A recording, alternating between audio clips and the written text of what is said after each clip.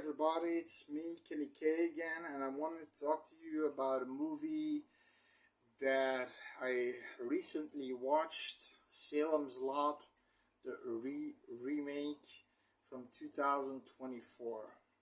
Now, I'm a big fan of the original version from Tobe Hooper from 1978, 79. I'm not sure. I think 79, with David Soul from Miami Vice and Bonnie Bedelia as his crush.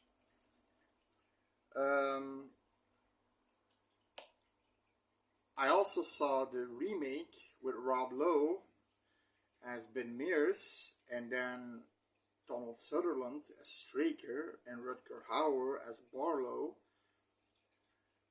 And now I've seen this one. Now this one has a guy named Louis Pullman. Never heard of him. Now I'm a little bit out of touch with more recent movies. I've been watching a lot of older movies, 70s, 80s, 90s. So don't tread on me if I'm saying I don't know. Never heard all these actors. Only a few, like Straker, Pilou Asbæk, and you would think, what the fuck? And he knows Pilou Asbæk? Well, because I remember his face from somewhere, and then I saw, oh, that's Euron Greyjoy from Game of Thrones, the pervert asshole who killed his brother and betrayed Theon Greyjoy, and he's the Iron Fleet and things like that. He kills a dragon. That's him. Okay, yeah. But like Mackenzie Lee plays Susan Norton. That's the crush of Ben Mears. Alfred Woodward is Dr. Cody. She's the doctor, but she's a black lady. But in the first movie and the second movie, it's a white guy. But the thing with the rabies shot, that vampire bite can be cured by a rabies shot, is only in this movie and in the previous remake. He also gets bitten and uses a rabies shot, which is weird. Why rabies? So everybody who was, because everybody went to a two progress stage. First, the first bite, which he became a little, woozy in the head, and then the second bite who killed him, and then became vampires. If they all went with these symptoms and they knew, here's a rabies shot, you're cured. By Alexander Ward, who plays Barlow, Kurt Barlow, and I didn't even like Matt Burke.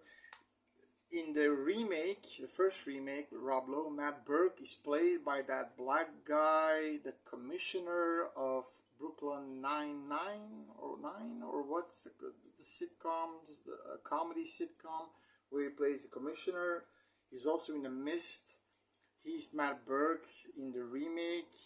Father Callahan, yeah, all these names, god damn it, it's so hard nowadays with names. He's the warden from The Green Mile. If you've seen The Green Mile, you know that scene where the warden has a wife who has, I think, Alzheimer's, and she gets cured by the big black dude who's basically Jesus Christ or something, and can cure everybody. He plays Father Callahan in the remake.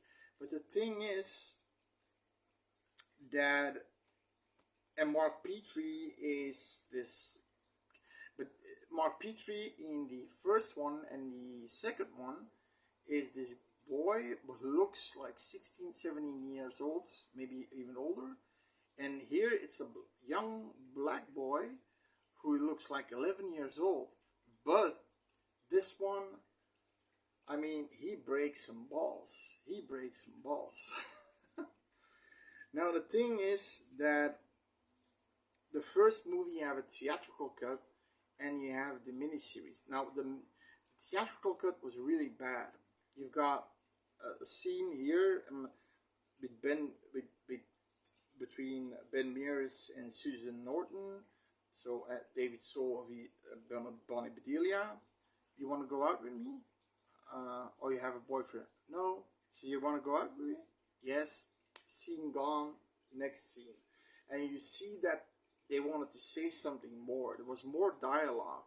And I saw the fully edited version, and that's with all the dialogue. It's a 3-hour movie, but it's worth the movie. That movie, I mean, I understand that some people think it's boring, but to create the atmosphere and the creepy sense of isolation and the fact that everybody's a vampire, you gotta really flesh out the characters and then flesh out the town and flesh out the Marston house and everything like, because in this movie the Marston house is not even a thing, a real thing. Ben Mears comes back and I don't even know why he lived there, but I don't know even why he came back. He's a writer, yeah, inspiration. But in both the first one and the remake, he had a extremely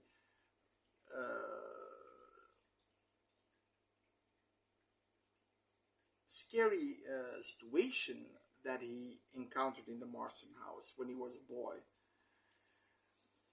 And like Father Callahan, that's why I like the remake, the first remake, better than this one. The acting in this one is better, but the storytelling is better in that one. They also introduce more. I think the first one is like Stephen King. A lot of people didn't like Stephen King's characters. I'm thinking they made Kurt Barlow, the first Kurt Barlow, in this vampire monster, you know, with yellow eyes and these teeth that go like this instead of here, and can only do this. Can't talk. Basically a monster. It's like The Shining. Same with The Shining. The original Kubrick Shining. Stephen King hated it because it wasn't like that. He wanted that movie to be how because that movie was dear to him because he was a renowned alcoholic who stayed in a hotel and wrote a book about that situation. So that, you know, and he made the movie back then in the 90s, a miniseries, but it was really bad. I mean, bad, not bad, but CGI and acting wasn't whoa. And the remake from Salem's Lot 2004, I guess, it didn't have the best acting, but they fleshed out more characters. Like Father Callahan, he's a lot more in this in the remake. In the original, he's an alcoholic, like he is in this movie, in the 2024 movie, but he's more utilized. He's actually, so you have this group of vampire hunters, which is Father Callahan, Dr. Cody, Mark Petrie, Susan Norton, Ben Mears, Matt Burke, and they are all the vampire hunters. And at some point, they decide to all split up, which is a bad idea. Because that's how they all die and become vampires, and they become this and this and this and that. Father Callahan becomes even the new watchdog, because the Donald Sutherland as the watchdog in the remake is, oh my god, it's so bad. His acting is over the top. He makes this devil mask face like this, and he looks like Santa. He looks like Santa. He's fat, big white beard, big white bush hair. He looks like beard. He looks like Santa. And Barlow kills him in that movie because he failed him and he bled him dry, and then he needed a new watchdog, and he took Father Callahan. And the thing that this movie, now we're gonna start with this movie because I've been talking about the first one, the second one, and the remake one. Now the remake one. This movie basically starts 30-40 minutes into the original movie, where Straker asks two movers.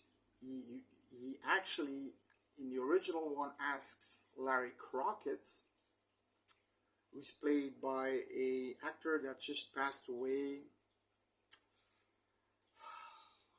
I can't remember names, but he was in Modern Family. He was the dad from the Full Dunphy and things like that. But he asked Larry Crockett, the realtor guy, to assemble this team, and Tully is the guy who has the handymans. He makes this team of the ex-boyfriend of Susan Norton and Mike Ryerson. And they go and pick up the crate. And so in the 2024 movie, there's two just guys who go and pick up the crate, get the fuck away. And the thing is, Straker, and I shit you not, the only time you see him in a scene where he's talking, there are 3 scenes that I counted. Scene 1 where he's asking the movers. Scene 2 where he is driving slowly next to the Glick boys they're walking and it's getting dark. They're walking again on a pathway near the forest, but they go into the forest because they think he's a creep. And then you have that cool shot, I have to admit, where you see the first Glick boy, the second Glick boy, and then and they look like shadowy figures because it's getting dark. And then you see this tall man getting behind them, taking the first Glick boy, getting off screen, and then the Glick boy's like, whoa, where are you? So that was pretty cool. And then the third scene where Mark Petrie is basically captured, and Straker is coming to get him, to give him as a snack to Barlow, but he gets loose and he fucking chins him with a metal rod, and then he's like, no, boom, you see him hitting in the face, you see the blood squirting out. It looked like an 11-year-old boy, by the way. Like I said, everything is compressed in this movie. It's like they had the idea. I know that this movie had a lot of production problems, and it is said that this movie was set to come out 2 years ago, but now prior to this date, so in 2022, but they have problem maybe with Corona, I'm not sure, but it looks like they cut out a lot of scenes. Ben Mears also, he's always been the main character. He's now more of a background character. Even it looks like he's just there, sitting around, thinking a lot, twirling his fingers, drinking his coffee, and writing his book. And then, and like the new Dr. Cody version, the black lady, Alfie Woodward, she was good. The actors were good. I wanted to know more about her. No, they make her this first unbelievable person, then they see a vampire, she gets bit, give me fucking rabies shot, and then and then she dies in the I think a ridiculous way because somebody shoots her accidentally. I'm not sure, because I know in the original remake, Dr. Cody dies in a stupid way too, because he falls in a booby trap, and then on a circle blade, zzz, dead. He falls on the circle blade. So like I said, it's the movie. This movie is has good actors, potential actors, but they don't utilize them. They didn't flesh them out. It's almost like we know you've seen at least one or two of the movies before this, and they fleshed those characters all out. The remake fleshed out even more characters. I think the remake is more truthful to the book of Stephen King. Because in the first one, like Callahan, the preacher, doesn't almost have nothing to do except going against the vampire. And I like that scene where Straker is back shaman. Drop the cross, priest. Your faith against the master, fate against fate. I like that way you said that. I mean, Straker was a lot more. You first get to know Straker, and then he says, "Get the fucking crate." And then before he says that, we know him 40 minutes in as this nice but mysterious and almost dark looming figure, but also that British hospitality, you know. And he looks weird every time. He looks stressed out and worried every time he does something. He's know what's coming, and it's almost like he's scared of Barlow, but you know.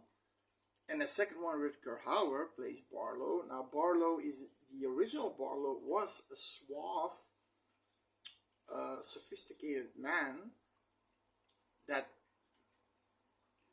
clothed himself in the early 1960s, in the 19th centuries, with a pocket watch, this like that, and a fedora. And that was the original Barlow. So like I said, the remake, the first remake, the 2004 remake is more close to the book than the first movie. But even then, those two movies are a lot more fleshed out. Even the William Sadler, I guess is the chief, he gets killed in the 2024 version, when in the both versions, he decides to just get the fuck away and bolt. Yeah, he bolts out, gets the fuck away, he gives his gun to Ben Mears, you're gonna use it, you're gonna need it more than me, and he gets out. He gets out, and that's it. Here, I think he dies. He's been thrown through a window or something. I don't know, something like that. But there's this one cool shot though. There's a lot of cool things in this movie. You've got, like I said, like the Glick boys with that, you know, the shadowy figure. Then when they are going to one of the group's house, Matt Burke's house, I'm not sure which house, Matt Burke's or Petrie's house, they say we can't go in. It's nighttime, and they say we can't go in. Why? Look at the rooftops, and you see the vampires poking out their heads, and just they're not attacking them, but just observing them, which is so cool. And they're driving to town, and all these yellow-eyed heads and shadowy figures are popping out from the roof, and they're just watching at them. It's pretty cool. And that last shot, spoiler alert, with the drive-in theater, because that's something new they put in this movie, with all the cars basically put in like Lego blocks, and the cars are basically used as coffins. The trunk is the coffin, which is cool, which is a cool idea. But I didn't like Barlow, because Barlow is like this, almost a combination between the first vampire, which looks monstrous, with bald, with the veins, but then he can talk, and he can be silent, and he can be like, come with me, you will feel much better. Like that. So he can be like soothing, but aggressive at when need be, you know. And he's wearing this like leather jacket with a hoodie and a black t-shirt and a red t-shirt, like a hippie t-shirt. It's something like that. I thought, what is he wearing? No, he didn't compute. He didn't compute. He did not compute. But and like I said, there's the scene with the vampires on the roof. Then you know when Straker gets the Glick boy, and we do get, of course, the infamous scene, that scene we all wanted to see, and it's still, I gotta say, the best. The best one is still the first one, when the Glick boy is scratching against the window to let him in, to Mark Petrie. Let me in, Mark. Let me in. In the second one, the problem with the vampires in the second one is they have these large blue eyes and they look like Pokemon. In this one, they look like vampires, but he's really being aggressive. Let me in, like this. And in the original one, he's really being soothing. Let me in, Mark. Let me in. The master wants you. And the thing with the first one is he goes, Mark Petrie, and he knows he's being seducted, and a tear is rolling from his eyes because he knows he's gonna die. He opens up the window. He makes ready to be bitten. He's showing his neck, but then he finds his cross and does this, and he puts the cross against the cheek of the vampire, and he rolls away. In the second movie, he doesn't only roll away, and he yells, "I'm gonna get you, Mark! I'm gonna get you, Petrie! I'm gonna get you!" No, I didn't like that. I know in this movie, Mike Ryerson, who is in Matt Burke's house, Mark Burke gets a serious beating of this. But when a lot of people say I revoke your invitation, is why did they know that? Because I'm not sure if this Matt Burke, because the original Matt Burke was reading a lot of books about vampires, so I'm guessing they knew about that.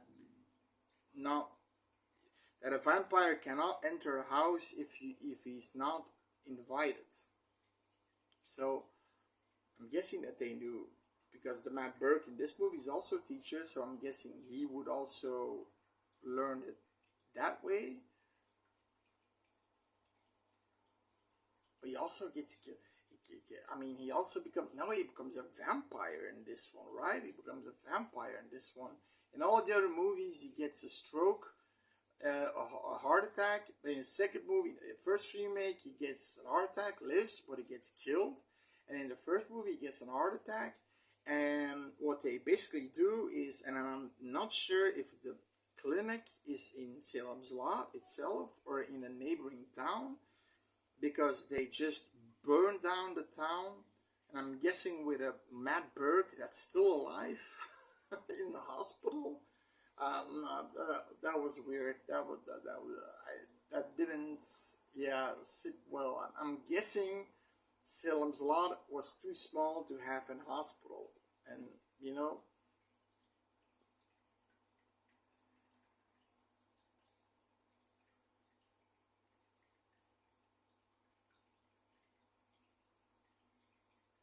yeah, and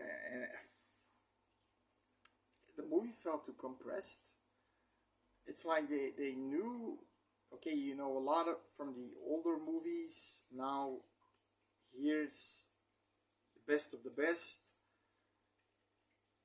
And like I said, the scratching of a vampire scene, that's so creepy, that's still embroidered in my brain.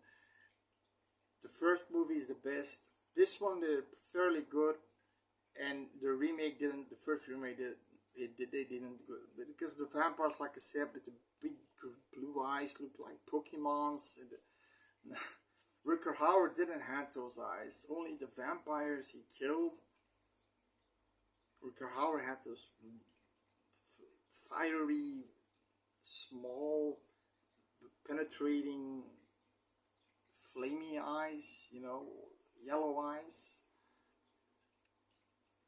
And he kills Mark Petrie. He only has a mom, he doesn't have dad in there. He kills her by spider walking on the ceiling and then taking her hair and then flip her head around several times so her head is basically like I mean like what you can what can I use to describe it, you know, just twisted around multiple times. And that's how Father Callahan, you know, he says, back. He also says the shaman thing, back shaman, back priest, back, buzz off. And then it's, okay, I will become your watchdog, or I will become your help, something like that. I will give my life to you. And then he eventually sits there and he bites in his hand and he puts it on Father Callahan's mouth and he says, now you'll experience how it's to be as immortal as I am, or something in that pretty cool line. Rutger Hauer did a good job. Here, they all did a good job into the 2024 version, but like I said, very short.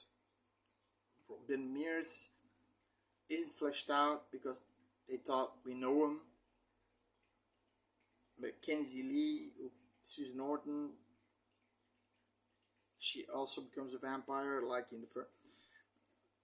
Like I said, there are a few good scenes. The scene where then straight good data click boy, he just takes him.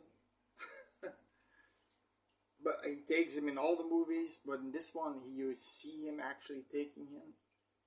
And the other ones, he just disappears.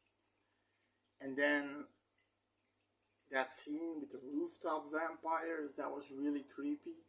When they're standing in the dark. And that scene where all the cars are in the drive-in and they basically all moved.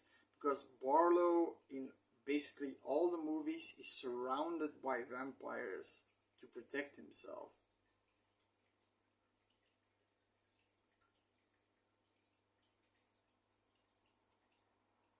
And that was an interesting idea. So they did good things. They did good things. And the fight between Barlow and the last surviving member, so I'll spoil it probably all along, is Ben Mears and Mark Petrie. They have a longer fight. I believe Barlow first gets a stake through his mouth, and then you see the hole. He's getting the stake out. You see the hole, or you see it through his head, and then Petrie, I think Mark Petrie stakes him then in the heart. And yeah, it's a pretty cool kill. But this movie had more. I wished that they just kept it with the same formula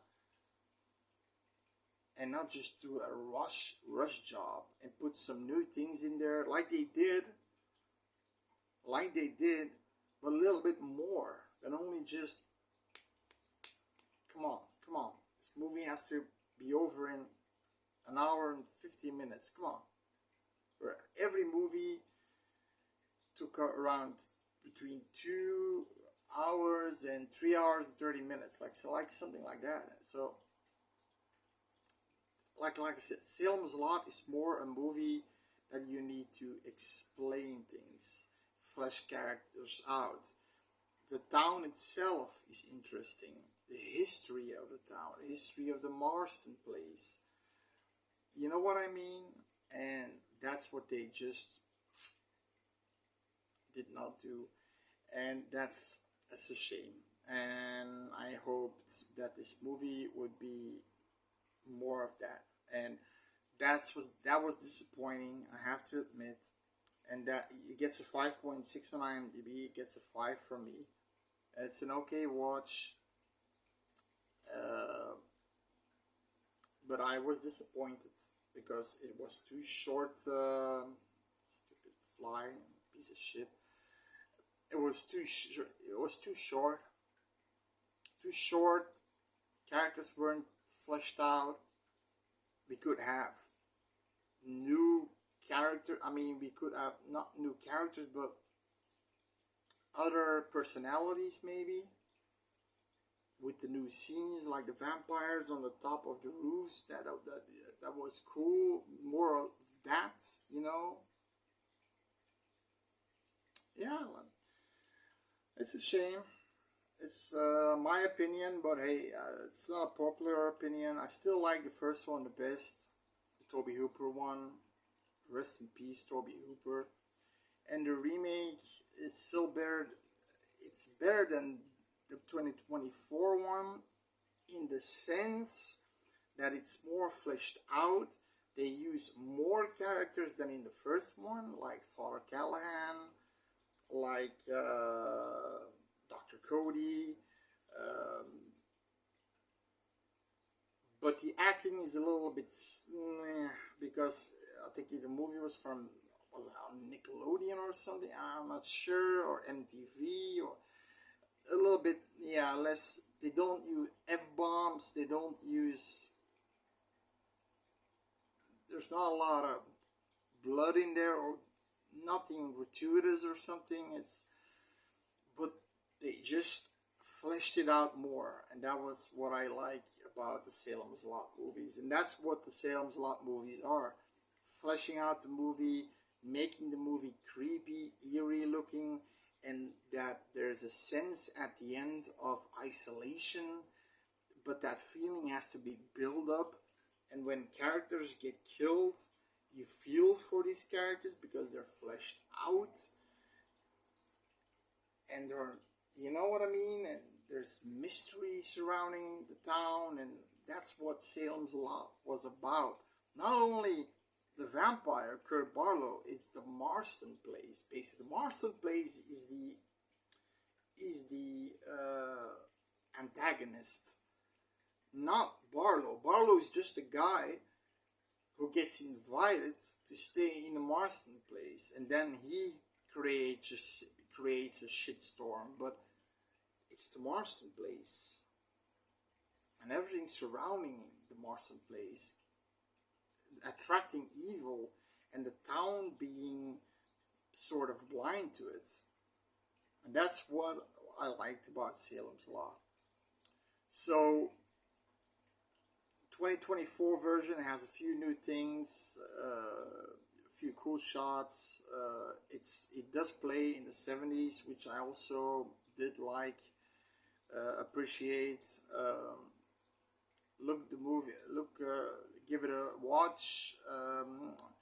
If you're the guy who's seen the first one and the remake one from 2004, and you see this one, I'm thinking you're gonna be disappointed. I'm thinking. If you never seen the other ones and you've seen this one for the first, you may like this one a lot. But then again, that's what I think, and you know, subscribe for more horror fandom, and see you next time. Bye.